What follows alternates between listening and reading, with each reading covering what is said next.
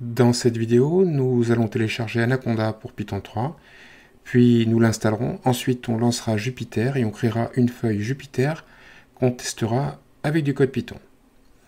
Donc Anaconda se charge d'installer Python, donc c'est inutile de le faire en préalable.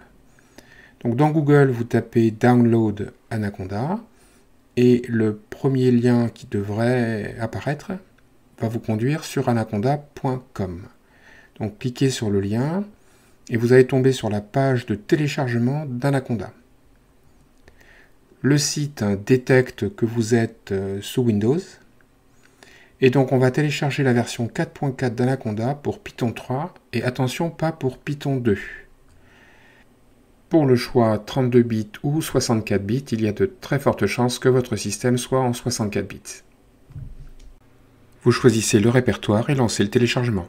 Attention, il y a quand même plus de 430 mégaoctets de logiciel et donc l'attente va dépendre de votre connexion.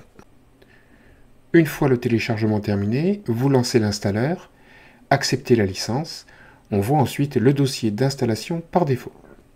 Acceptez et notez surtout qu'il y a presque 2 gigaoctets à installer. Ensuite, personnellement, j'ai accepté les options d'installation par défaut et puis j'ai lancé l'installation. Anaconda installe beaucoup d'outils, il installe Python bien sûr, mais aussi des bibliothèques Python comme Sphinx, Tornado, Pygmant, Django, etc.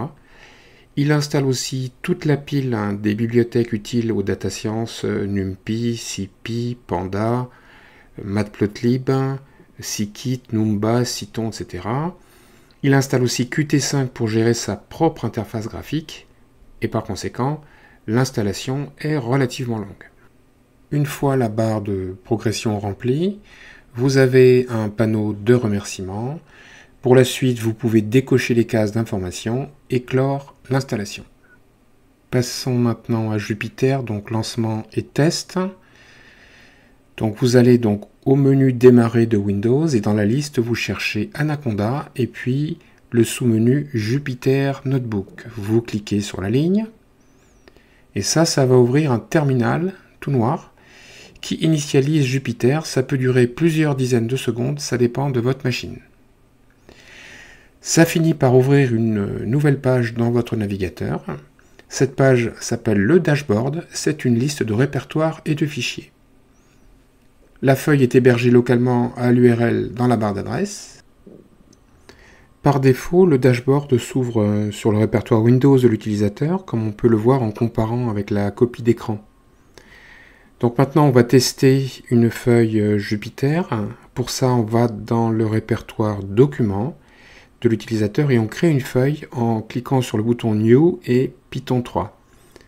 Ça va nous permettre de tester du code. On tape un code tout simple dans une cellule, on valide en cliquant sur la flèche.